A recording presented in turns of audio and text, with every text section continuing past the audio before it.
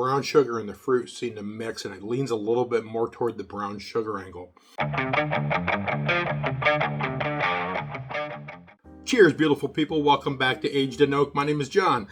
I mentioned not too long ago that I had tried some Penelope Estate, and I wasn't able to own any yet.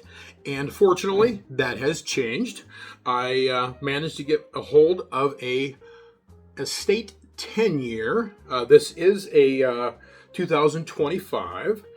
It is it's 4 grain, 74% corn, 1% wheat, 5% malted barley, and 20% rye.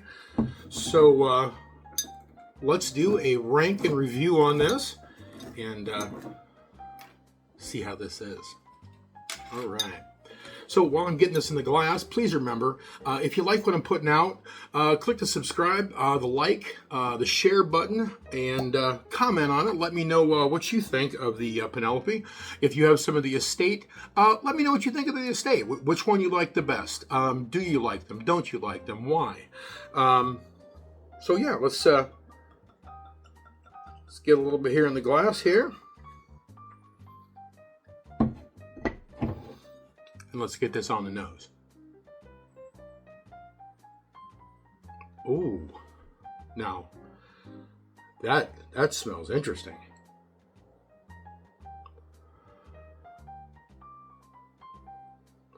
Okay, it's got a little bit of a fruit note to it.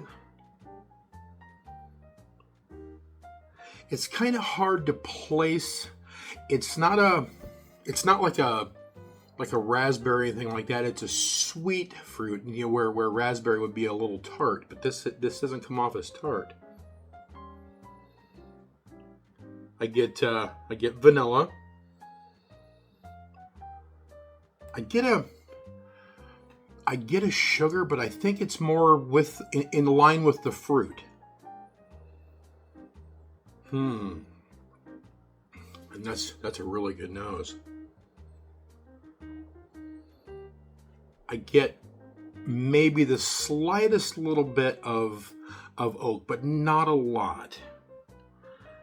The feeling I'll probably get more of that on the palate and on the finish. But let's see. Let's give that nose. I'm gonna give that nose 7, right on the nose.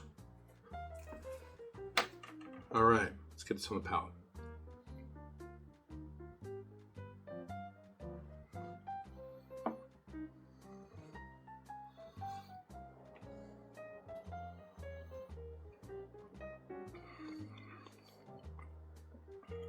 Oh, that's nice. Okay, now it doesn't start off as sweet as I would have expected based on the nose, but yeah, that's pretty good.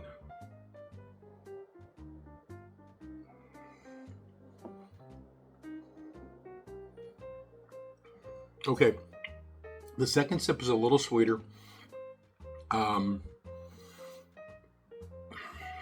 It's more of almost like a light brown sugar.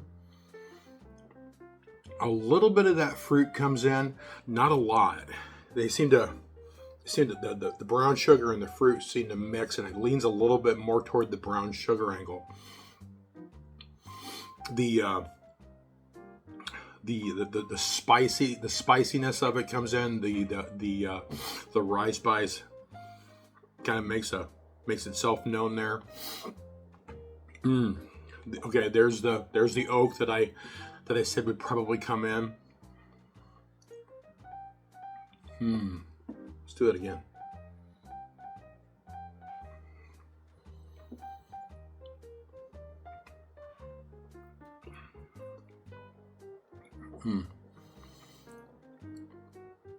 Yeah, there's something else there, and I can't quite wrap my head around it. It's in the vein of a spice, maybe maybe a baking spice or something like that, or maybe something a little bit more savory, I suppose, more of a cooking spice. It's really hard to call, but it's really nice. The finish is, it's not a complex finish. It's a good finish. It's moderate in length. It doesn't go right away, and that's nice because it allows you, more time to enjoy. You don't feel like you got to throw back another sip to appreciate it. But it's not a long finish, and it's not really complex. But on the palate, let's give the palate. We're going to give the palate a 6.8, and the finish, I mean, it's better than right across the middle. It's not a fantastic finish, but I don't know. I think I'm going to give the finish about that same 6.8. Let's take one more sip. Double check my scores here real quick, and once I do that, I'll get you a ranking for the glass.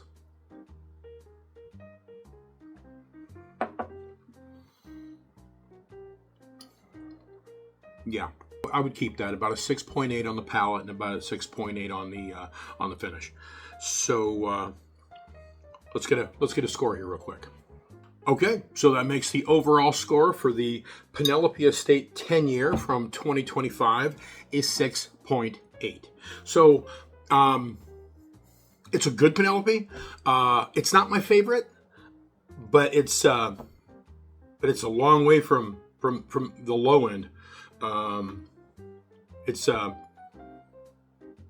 the better end of the Penelopes, definitely.